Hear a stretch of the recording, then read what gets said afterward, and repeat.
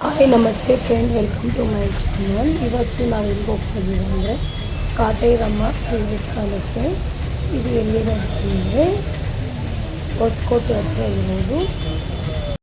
ಮೆಜೆಸ್ಟಿಕ್ಕಿಂದ ಹೊಸಕೋಟೆಗೆ ಹೋಗಬೇಕು. ಹೊಸಕೋಟೆಯಿಂದ ಸ್ವಲ್ಪ ಮುಂದಕ್ಕೆ ಕಾಟೇರಮ್ಮನ ದೇವಸ್ಥಾನ ಅನ್ನೋ ಬಸ್ ಇರುತ್ತೆ. ಅಲ್ಲತ್ತಿ ಕಾಟೇರಮ್ಮನ ಟೆಂಪಲ್ ಬರೋದು.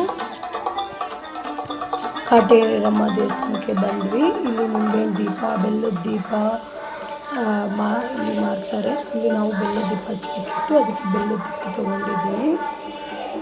ದೀಪ ತೊಗೊಂಡು ಮುಂದೆ ದರ್ಶನಕ್ಕೆ ಹೋದ್ವಿ. ದರ್ಶನಕ್ಕೆ ನಾವಿಲ್ಲಿ ಸೋಮವಾರ ಹೋಗೋದ್ರಿಂದ ರಶ್ಶೇ ಇಲ್ಲ, ಆರಾಮಾಗಿ ದರ್ಶನ ಮಾಡ್ಕೊಂಡು ಬರ್ಬೋದು. ಶುಕ್ರವಾರ, ಅಮಾವಾಸ್ಯೆ, ಹುಣ್ಣಿಮೆ, ಭಾನುವಾರ ತುಂಬ ರಶ್ ಇರ್ತೈತಂತೆ.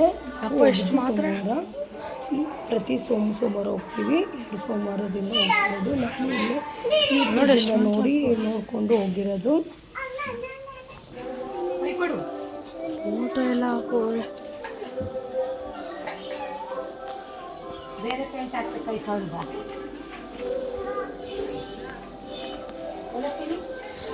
ಏನು ಕಾಣಾಕ ನಡಿ, ಕಾಣಿಸಲ್ಲ, ಕಾಣಿಸ್ಬೇಕ ನಡಿ.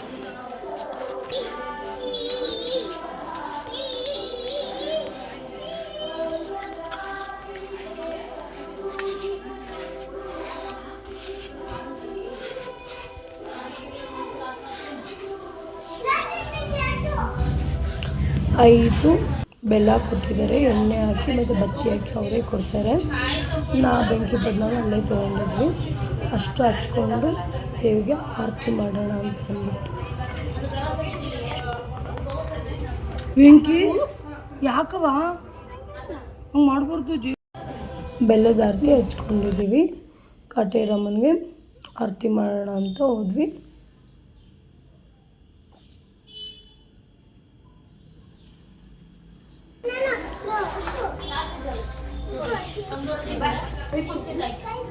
ಕಾಟೇರಮ್ಮ ಇದು ಬೆಲ್ಲದ ಆರತಿ, ಇದು ಕಾಟೇರಮ್ಮ ದೇವಿ.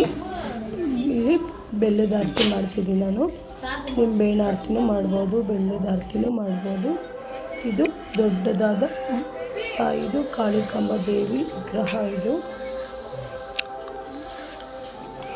ಕಾಟೇರಮ್ಮನ ದರ್ಶನ ಮಾಡ್ಕೊಂಡು ಬಂದು ದೊಡ್ಡದಾಗಿ ಮೂರ್ತಿ ಇರುತ್ತೆ. ತಾಯಿದು ಕಾಳಿಕಾಂಬ ದೇವಿದು.